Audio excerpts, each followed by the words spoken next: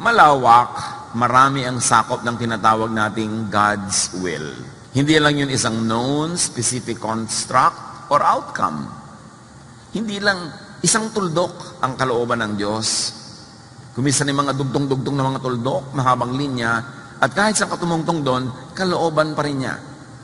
Maraming unknown sa pananalig. Napakaliit ng ating alam, napakarami pa nating hindi batid.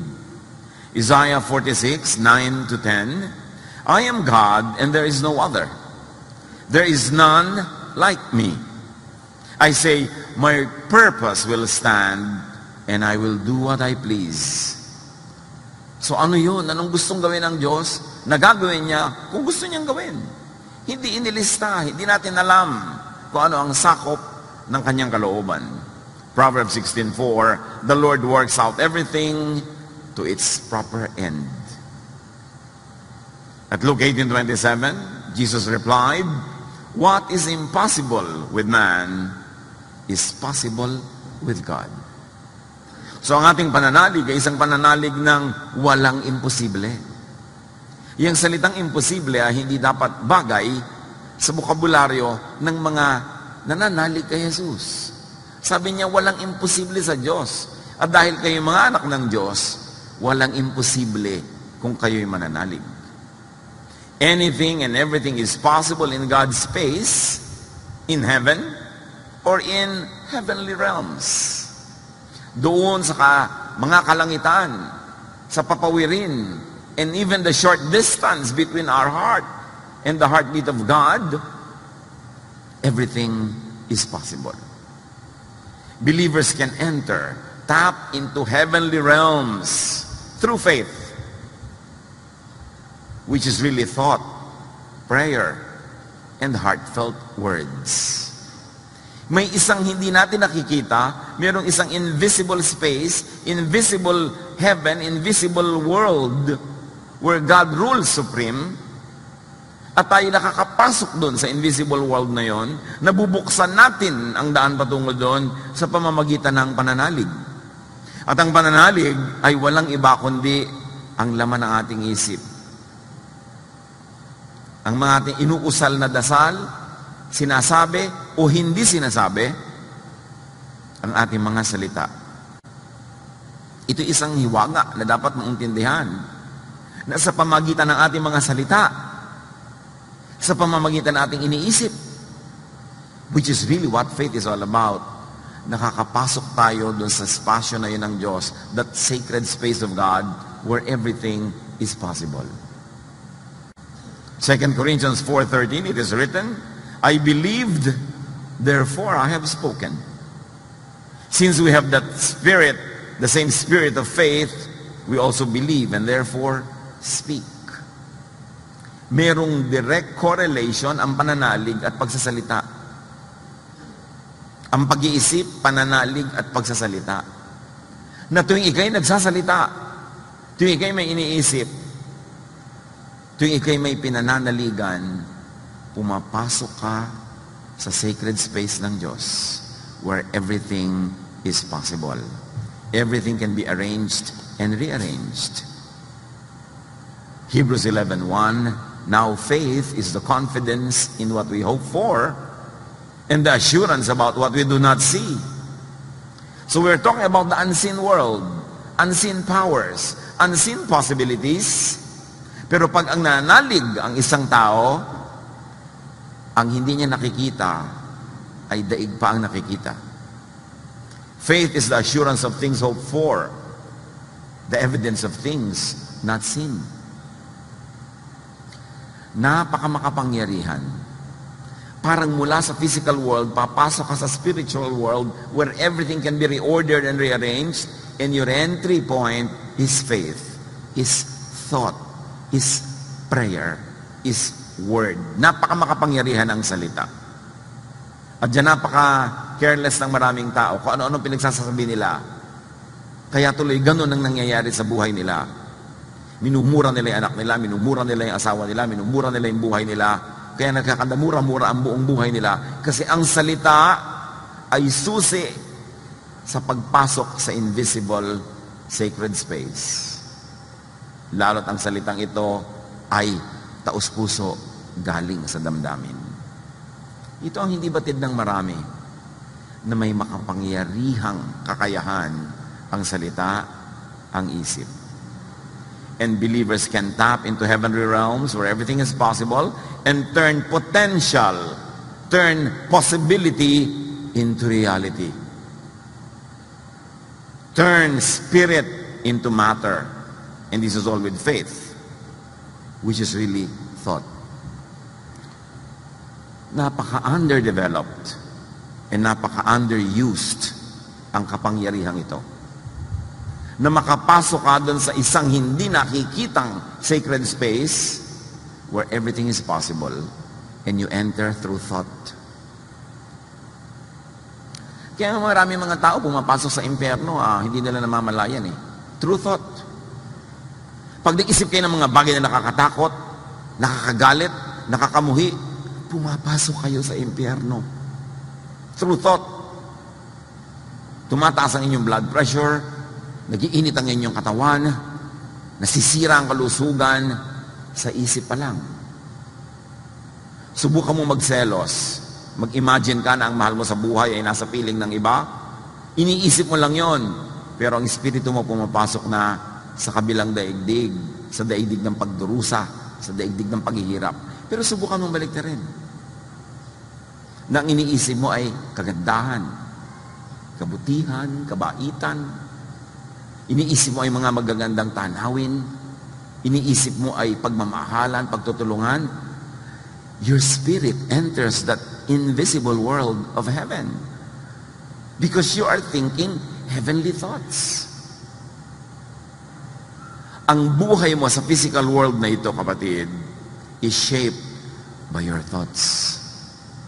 Kahit nakaupo ka dyan, nakatayo ka dyan, nakakapit ka dyan, dinadala ng iyong spirit. Ang iyong spirit ay dinadala sa kabilang daigdig ng kung anong iniisip mo. And that world is only a thought away. Proverbs 4:23, be careful how you think. Your life is shaped by your thoughts. Kaya kung ang pag-iisip mo ay pag-iisip ng isang tamad, ang buhay mo ay magiging buhay ng isang tamad. Walang production, walang kita, walang tanim, walang ani, walang-wala. Tamad Pero kung ang pag-iisip mo ay pag-iisip ng isang masipag, kahit ipinanganak ka sa hirap, hindi ka mananatiling mahirap. Dadalin ka ng pag-iisip mo sa spiritual world ng sipag, ng fruitfulness, ng wealth, at in that invisible spiritual world, your reality on earth is reordered, rearranged. That your reality in the physical world is changed by what you think in the spiritual world. Ang mga kompositor, gumagawa ng musika, nag-iisip pa lang sila ng mga tono, nag-iisip pa lang sila ng mga huni, himig, papasok ang kanilang espiritu into that sacred space, at maaareglo nila yung buong awit, huni at tugtog na yon. At pagbalik nila sa physical world, either i-record nila, ipapiano nila, o gagawin nila mga nota, kung marunong sila magsulat ng mga nota.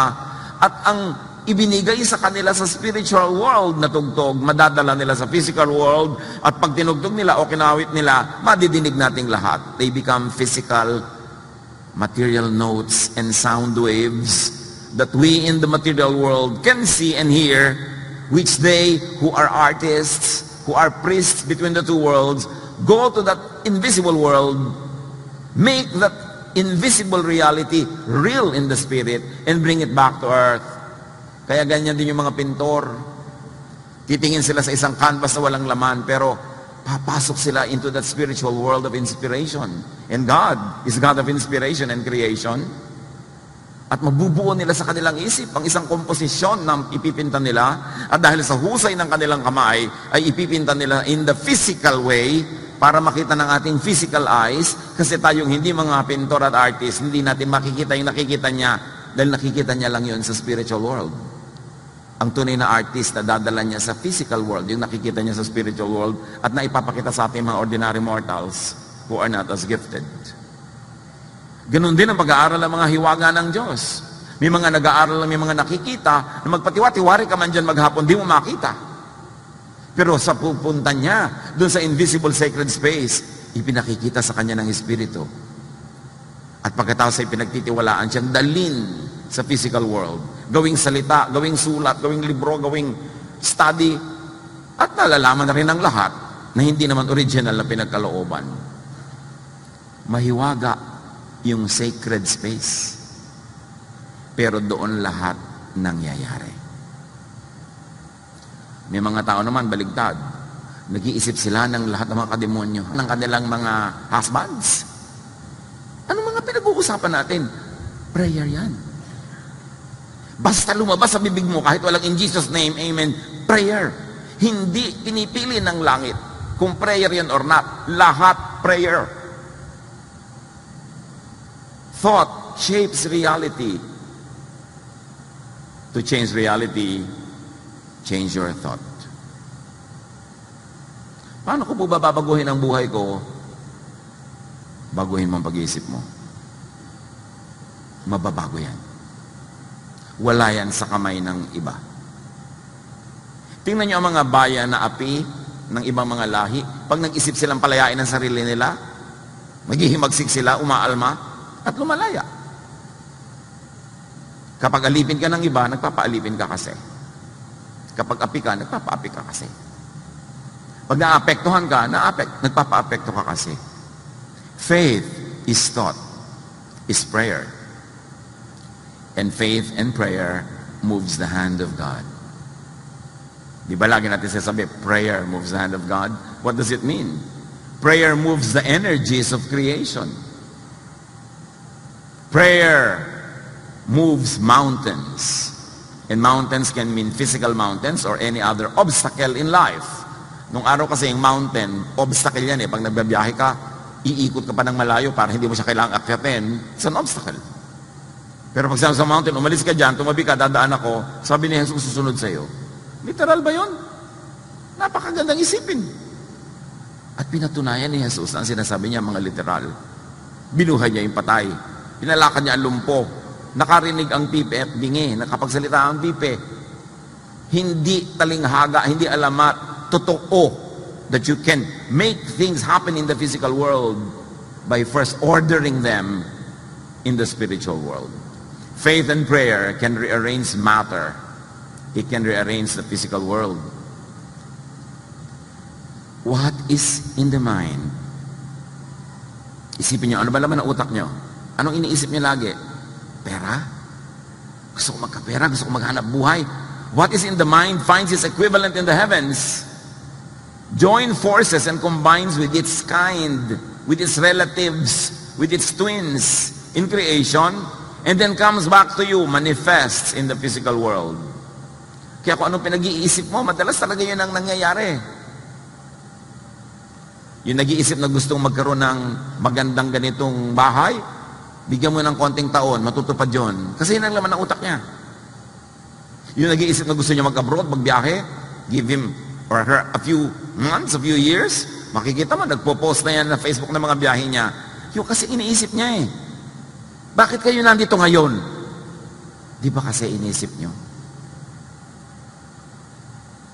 Yung mga nag-celebrate ng 25th anniversary ng kanilang kasal, ba't nagkaroon ng celebration? Inisip nila, magsi-celebrate sila eh. Bakit may mga pamilya nagbabiyahe together? Kasi inisip nila. Bakit may mga naghihiwalay na mag-asawa? Kasi inisip nila. Ang iniisip na tutupad. Kaya sabi, bantayan mo kung anong pinag-iisip mo. Pastor, bakit po yung mga ibang iniisip ko hindi natutupad? Baka naman wala sa isip mo yung iniisip mo. Baka guni-guni mo lang na iniisip mo. Akala mo lang. Katulad ng marami nagpe-pray. In Jesus' name, in Jesus' name, in Jesus' name. Pero yung pala, bukang bibig lang yun. Hindi galing sa puso. Tandaan nyo, yung tunay na nakakapagpagalaw, yung galing sa puso. Yung totoo. Yung taos. Matthew 21 to 22, Jesus replied, I tell you, if you have faith and do not doubt, not only can you do what has been done to the fig tree, na sinabihan niya, sana huwag ka na mamunga uli at naluoy, but also, you can say to this mountain, go throw yourself into the sea, and it will be done. Naghahanap kasi si Jesus ng bunga doon sa isang puno, walang kabunga-bunga, sabi niya, nawa, hindi ka na mamunga pa muli. Kinabukasan, sabi ni Pedro, yun pong puno na sinabihan niyo, luoy na. Sabi niya, huwag ka ma-impress dyan, puno lang yan. Kung ikaw na nanalig, kahit yung bundok na malaki nakikita mo, pwede mo ring utusan. Matthew 21:22, if you believe, which really says if you think, you will receive whatever you ask for in prayer. Bakit po pray ako ng pray, hindi mangyari? Hindi ka naniniwala. Gusto mo lang papaniwalain ang sarili mo kasi gusto mo yung outcome, gusto mo matanggap. Pero ang totoo, hindi ka naniniwala. Kaya hindi nangyayari. Kasi kung naniniwala ka, sabi ni Jesus, mangyayari. Ang pinakamalaking disiplina na dapat gawin ng isang mananampalataya, disiplinahin ang pag-iisip. Kung may tinitirhan ng Espiritu ng Diyos sa bahagi ng ating katawan, yun ay ang ating utak at ang ating puso. Binabantayan natin kung ano ating niloloob. Kasi ating niloloob ay lalabas, mangyayari sa labas. Prayer is not only your formal or formula words. Prayer is what you think, what you believe in, what you say, and do. Kaya pag sabi mo, itong anak ko na to, malayo mararating ito, may kinabukasan ito, prayer yon. Pero pag sabi mo, naku, ito wala itong pag-asa, tingnan mo lang, walang mangyayari dito, prayer yon. Sumpa yon. Prayer is what is most intense, heartfelt, numerous and consistent of your thoughts, of your words, and your body language. So pag sinuri ninyo, bilangin nyo, ilang beses yung sinabi ang ganitong salita sa isang araw. Ilang beses yung inisip ang ganitong isipin. Ilang beses kayong umarte sa inyong katawan na hindi ka naniniwala o umaasa ka. Body language. Prayer lahat yan. Hindi kailangan nakaganito ka para ka mag-pray. Ang ginagawa mo, nagpe-pray ka. Halimbawa, nagbubungkal ka ng lupa, tinatanim mo, dinidiligan mo. Ang totoo, nagdarasal ka. Nagdarasal kang lumaki at mamunga o mamulaklak yung tanim mo. Pero may halaman, tuyong-tuyo, tinatamad ka magdilig. Dasal yung ginagawa mo. Nagdadasal kang mamatay yung halaman. Hindi kailangan maging salitang Jesus in Jesus' name para maging dasal. Yun ang pinakakadiin-diin ko mga kapatid. Kasi gano'n ang karaming dasal ang sinabi nyo in Jesus' name, di naman natupad. Hindi magic yung in Jesus' name. Kailangan yung taos-puso. At pag taos sa puso ang paniniwala kay Jesus, kahit di mo sabihin in Jesus' name, daig mo pang sinabi yun. Huwag daanin sa formal or formula words ang dasal. Kaya nga sabi ni Jesus, huwag niyong tularan yung mga pagan. They think they'll be heard for their many words. You are always praying.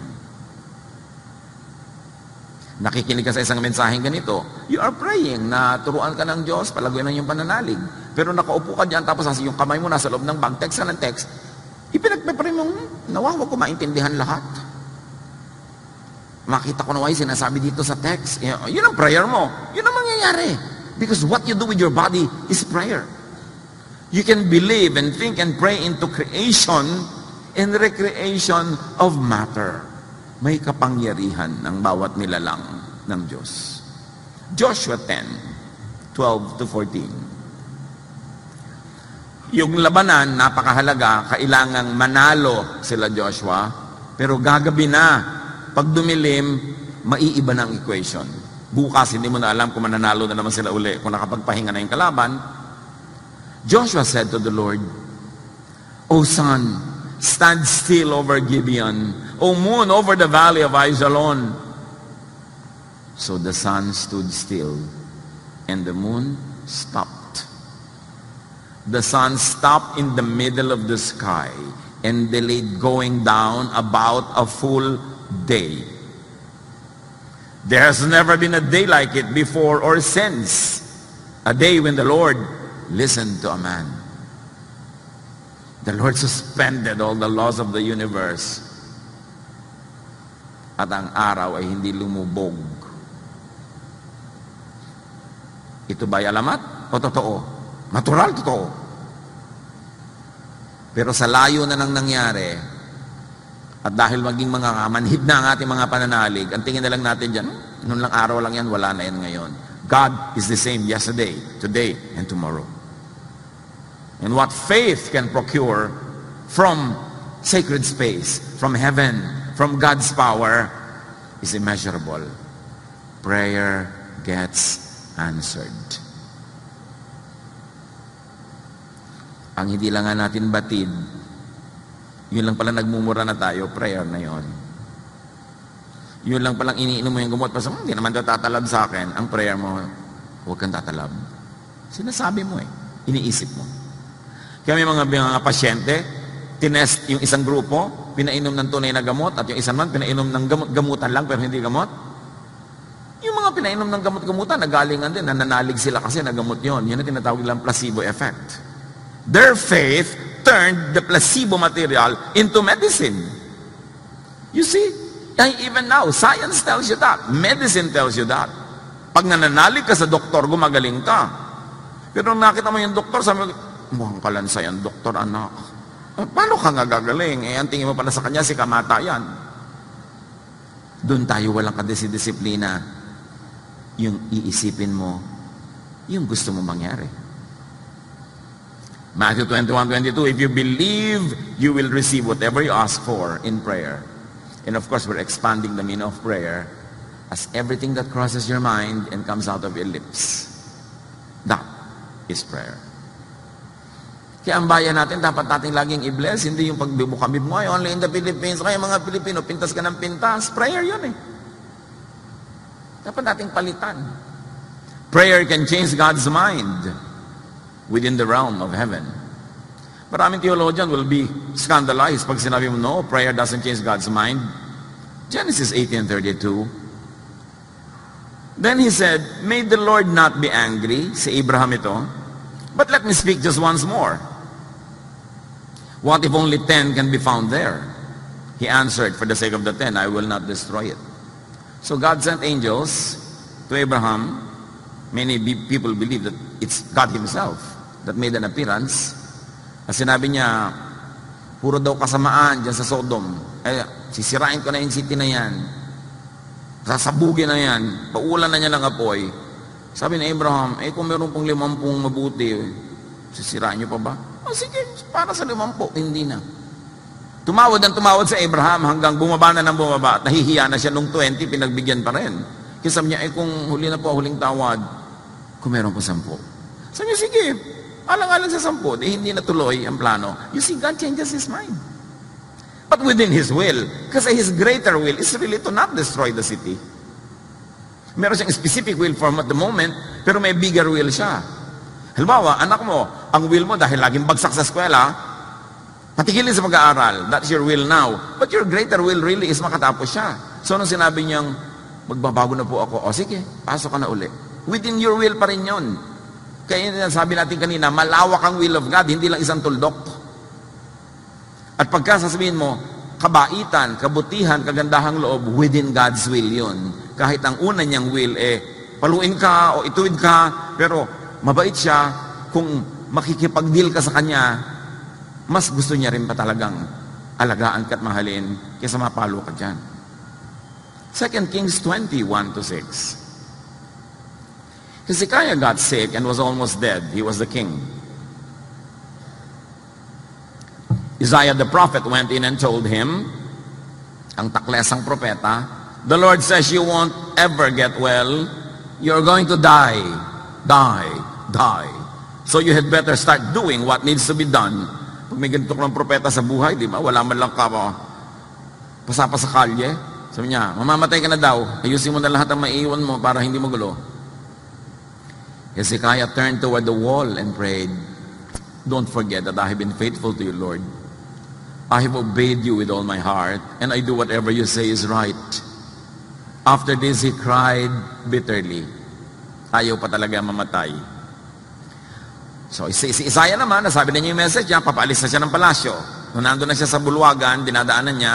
Before Isaiah got to the middle court of the palace, the Lord sent him back to Hezekiah with this message. Hezekiah, I have heard you pray, and I saw you cry. I will heal you, so that 3 days from now you will be able to worship in my temple. I will let you live 15 years more. God changed his mind. Dahil may nagdasal. God's plan pa rin yun. Kasi talaga namang ang gusto ng Diyos, maayos at pagbigyan ng mga tao. So, hindi naman niya ikapapahamak na pagbigyan ka. So, why not try? Yung mga hihingi lang sa Diyos, Diyos ko, bigyan niyo po kami ng ganito. Damihan mo na. Ano naman ang malay mo? Ibigay. God's will pa rin. Because what we know about God is very good and very kind and very generous. Now, even Jesus adjusts his so-called time in answer to Mary's prayer about the wine. May isang handaan na ubos ang alak, nakita ni Mary, kamag-anak siguro nila yung lalaki nung kasalan na yon, responsible sila na ituloy ang handaan, lumapit si Mary kay Jesus. Obviously, asking for something great to be done. Sabi niya, wala nang alak, anak. John 2:4-5 and 7-9. Dear woman, sabi ni Jesus kay Mary, why do you involve me? My time has not yet come. Akala niyo ba, nakinig si Mary sa sabi ni Jesus that my time has not yet come? Not to be daunted and discouraged, tinawag niya mga katulong. His mother said to the servants, do whatever he tells you. May gagawin yan. Kung anong iutos sa inyo, no matter how absurd, do it. Jesus said to the servants, fill the jars with water. So they filled them to the brim. Hindi naman dapat lagyan yun ng tubig kasi ginagamit yun sa isang ceremonial washing. And they were not gathered that day for a ceremony. They were gathered for a celebration. So absurd yung request. Pero sabi na ni Mary, inunahan na niya ipagawa sa inyo, gawin nyo. Then he told them, now draw some out and take it to the master of the banquet. They did so. And the master of the banquet tasted the water that had been turned into wine. Ano sinasabi ni Jesus na may hour has not yet come? Sabi ni Mary, gawin niyo ang iutos sa inyo. Jesus' time pa rin yun. Because the time of Jesus is a time to be good. And so the meaning of his time was extended. The request of Mary was accommodated. You and I can request for other people. We can intercede for people. Hindi lang si Mary. Huwag laging Mary, pray for us. Mag-pray ka para sa sarili mo. Huwag mo siya papagurin. Diba? Ipag-pray ko po si ganon. Di ikaw na mag-pray. Kasi lahat tayo, binigyan ng Diyos ang karapatang mag-intercede one for another. Try and believe. There's no harm in trying. Kaya sabi niya, my hour has not yet come. Sabi ni Mary, may papagawa siya, sundin niyo. It happened. Bakit nangyari yung first miracle of Jesus? Kasi inimagine ni Mary na dadami pa ang alak, tuloy pa ang party, masaya pa yung mga kamag-anak at mga taong yon. Yun ang nangyari because that was what is on her mind. It came out of her lips. It reached sacred space in the ears of Jesus, and the desire, the prayer of Mary in her heart became reality. Naging tunay na alak na naiinom. Yun yung sinasabi natin, nahuhugot mo mula doon sa kabilang daigdig, dinadala mo sa physical world. At ang pananampalataya ang humuhugot at humuhubog doon. Life pulsates in cycles. Lahat cycle. Kita nyo tayo, inhale, exhale. Pag tinignan mo sa microscope ang mga living things, para silang titibok-tibok. Lahat gagalaw-galaw, titibok-tibok. And even science tells us that even we are light pulsating. Kaya may mga tao nakakakita ng light mo, nakikita yung aura mo eh. Titibok-tibok ka na ganon. And the heavenly realm, in that sacred space, creation is in motion. And because it is in motion, it can be rearranged. It can be reconstituted in spirit, by the Spirit. Nakapagpatingin na po ako sa isang bone setter, isang nag-aayos sa mga pilay-pilay, mga kuno-ano. Hindi ka lang niya hinihilot, gagalaw-galaw ka. Halimbawa, papagalaw-galawin ka niya, at sa gitna ng galaw mo, doon niya imamanipulate yung joint mo while you are moving. Because in between points and in between positions, there is a great possibility to maneuver. Kaya halimbawa, masakit ang balikat mo, gaganong-ganunin ka niya, pag gumagano, tsaka pak, biglang gano'n. Iniintay niya kung saan maganda yung timing. At ganun ang creation. Everything is moving. Kailan magandang pumasok at sumingit? Between dry season and wet season, between cold and hot, may mga in-between. Kasi nagpapalsate, puro cycles ang buhay. 1 Kings 17:1, Now Elijah told King Ahab, As surely as the Lord lives, there will be no dew or rain during the next few years until I give the word. Sinabi ni Elijah, there will be no rain, hindi hahamog. Napakatagal na panahon hindi humamog. At nung sinabi na niyang uulan na, umulan na. 1 Kings 18, 42 to 43 and 45. Elijah climbed to the top of Mount Carmel and bowed low to the ground and prayed with his face between his knees. Medyo mahirap gawin ito. Ewan ko kung gusto niyo subukan, no? Pero inilagay niya yung ulo niya sa pagitan ng kanyang mga tuhod at siya ay halos dumikit na yung mukha niya sa lupa. Then he said to his servant, Go and look out toward the sea.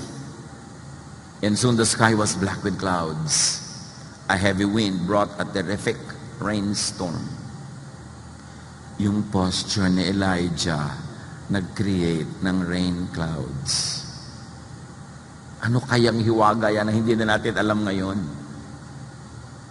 Kaya marami mga ancient people, pagka hindi umuulan, nagri-ritual sila, may ginagawa sila mga kung ano-ano, dahil napapatunayan nila sa kanilang mga karanasan, umuulan nga. May mga alam ang mga sinaunang tao kung paano papasok doon sa sacred space. Paano hilahin mula doon patungo sa ating literal physical space yung arrangement na gusto natin. So observe the reordering of creation. Genesis lang, 1 to 5. In the beginning, when God created the universe, the earth was formless and desolate. So yun ang itsura. The raging ocean that covered everything was engulfed in total darkness. And the Spirit of God was moving over the water. You see, there were the waves, there was this darkness, there was a heaving, this expansion and contraction of everything around. Then God commanded, let there be light. At the right time, in between those pulsations, and light appeared. God was pleased with what he saw. Then he separated the light from the darkness, and he named the light day in the darkest night. Everything passed, and morning came. Evening passed, and morning came. That was the first day. Pag sinurin mo ito, ang daming dynamics involved. Powerful spirit to matter. Manifestations happen in between, at twilight or break of dawn, between day and night. Yung day and night masyadong mystical. Di ba? Nagpapalsate. Inhale, exhale, night, day. Sa pagitan ng night and day, dyan maraming kababalagan nagaganap. Kaya nga mga matatanda sa probinsya, pag dumidilim na, yung halo ang dilim at liwanag, huwag kang bababa anak, dito ka na lang muna, baka kamano, no? Yung mga iba, naku, may nangyayari na, bumababa na ang butike mula sa poste patungo sa lupa. Yung mga nagdadasal, kailangan daybreak, kailangan dawn. Napatunayan na kasi ng sangkatauhan, maraming hiwagang nagaganap between night and day. In between pulsations of the universe, in between inhale and exhale, somebody can die and somebody can be born. Kaya pag pinalo yung bata, iiyak siya in between. Marami, mahiwaga. At huwag na natin alamin. Ang mahalaga lang, bantayan mo. Creation is always rearranging in cycles. Why are we saying this, brothers and sisters? Because in your own life, a lot of rearrangement happen.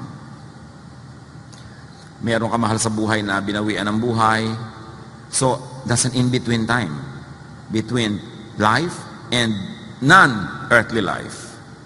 Meron namang ikakasal between being single and being married. That's an in-between time. Marami tayong in-between moments. At pag binantayan mo yung in-between moments na yon, and you have faith in God, and you are sensitive to God's will, that is the time to pray. May oras. Tingnan niyo si Jesus, may oras sa mga dasal niya. Ang haba-haba, ang tagal-tagal. Sabi niya, don't pray with too many words. So anong ginagawa niya? Ang haba-haba nung dasal niya? Hindi natin alam. Pero, ang prayer ni Jesus, ang prayer life niya, kasabay ng mga paggalaw ng creation. Hindi ito isang superstition. Sa Bible, ang daming example. Ang nalimutan na lang kasi natin maging spiritual. Ginagawa na lang natin parang mechanical. Magpe-pray ka na lang kahit kailan, kahit anong oras. Kasi sabi, pray without ceasing. Kasi you think without ceasing. Even you're asleep, you are thinking unconsciously. Yun ang prayer mo without ceasing. What you think of? Creation is always rearranging. Ecclesiastes 1:5-7. The sun still rises and still goes down, going wearily back to where it must start all over again. The wind blows south and the wind blows north, round and back again. Every river flows into the sea, but the sea is not yet full. The water returns to where the rivers began and starts all over again. Cycle lahat. Kaya yung laging lalabas sa dyaryo pagka medyo March, April, o wala ng tubig ang Angat Dam, natatakot na ang lahat. Mamaya naman, flooded na, natatakot na naman ang lahat. Laging ganun nauubos as dumadami kasi cycle nga eh. Alam nga hindi na umulan kahit kailan. Sa pupunta yung mga ulap. Cycle lang lahat, kaya hindi ka dapat matakot. Yung tinatawag ni Jesus na end of time, it was an end of a time cycle. Perhaps a climate cycle, a political time, a political climate, a religious regime. The end of time doesn't mean the end of the planet. It's the end of a cycle. And at the end of every cycle, a new cycle begins. Kaya kung minsan parang may namatay sa buhay mo, mahal mo parang the end na ang lahat, pero pag nanalig ka at binuhay mo ang iyong loob, a new life actually begins. Kasi wala naman talagang end. You know why there's no end? Because God is the beginning and the end. He's the Alpha and the Omega. Every Omega, there's an Alpha that happens. Every ending gives space to a new beginning. Cycle lang lahat. Kaya pag namatay ang physical body mo, magsisimulang mabuhay ng namamayag pagkat namumulaklak ang iyong spiritual life. Something ended, a new begins. A new thing begins. Pag naintindihan natin lahat yan, mawala yung mga fear. Yung mga needless apprehensions. At magkakaroon tayo ng very powerful prayer life. Because in between cycles, at the end of each time cycle, are great openings for change. Kaya yung mga cycle na halimbawa, bata naging binatilyo, one cycle ended, another begins. Pag tama ang pasok mo sa pagkabinatilyo mo, ang ayos ng pagbibinata mo. Pag mali ang pasok mo, ang gulo-gulo ng iyong pagbibinata. Pagpapasok ka sa isang married life, na ang tama ang pasok mo, ang ayos-ayos ang iyong married life. At pag ang gulo-gulo, mag-intay ka ng bagong cycle. Diba, nagkaroon kayo ng anak. Wow, another cycle begins. It's time for change. Bigla kayo nagkapera, yumama kayo. Another cycle can begin. Dapat maganda ang pag-handle mo niyan para maganda ang maganap. Laging may pagbabago. May chance na magbago. These movements in creation presents potentials of and opening for reordering the order. For rearrangements, for recreation. God creates, we recreate. We rearrange. So watch for seasons. Watch for end of seasons. Kita nyo, mga end of season sale lang nga, di ba?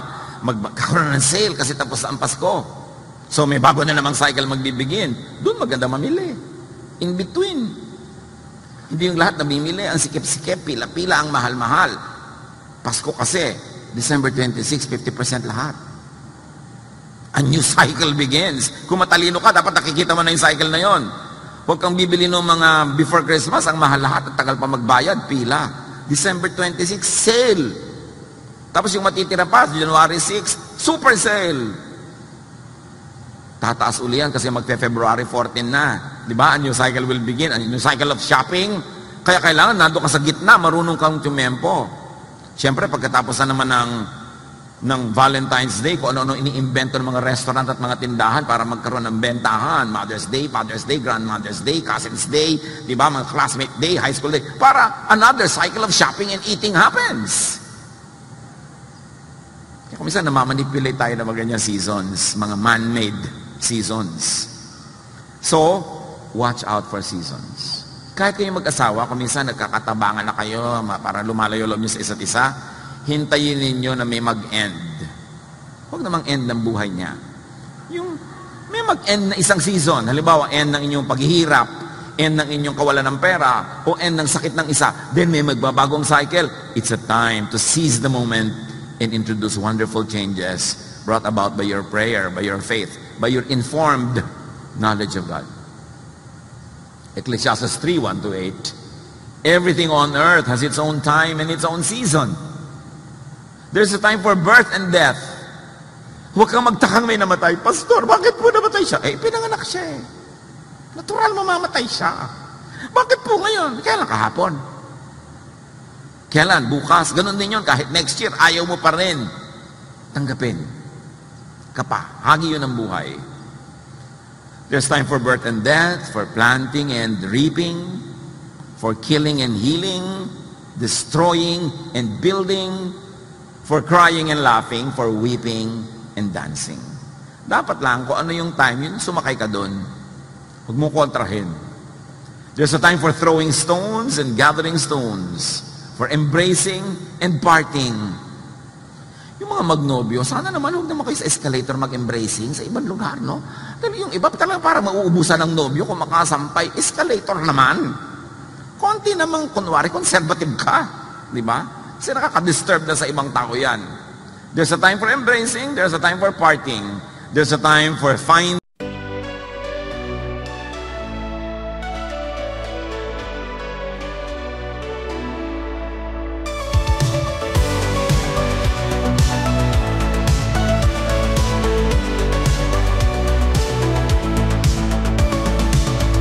Hearts collide in moonlight glow.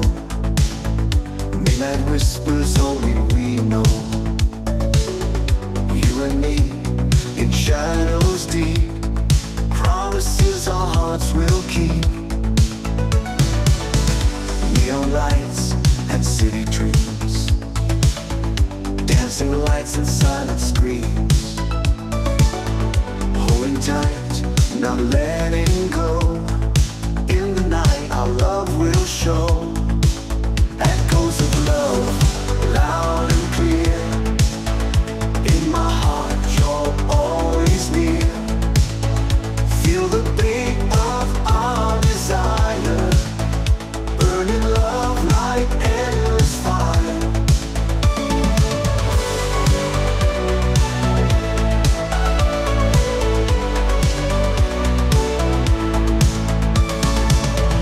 Waves crash under summer skies. Love reflected in your eyes. Holding hands, we chase the stars. Dreaming big no matter far. Oh, our hearts they beat as one. In this night till dreams are done. Lost in love, our spirits soar. Keep me close forevermore. Echoes of love, loud and clear. In my heart you're always near. Feel the beat of our desire. Burning love like endless fire.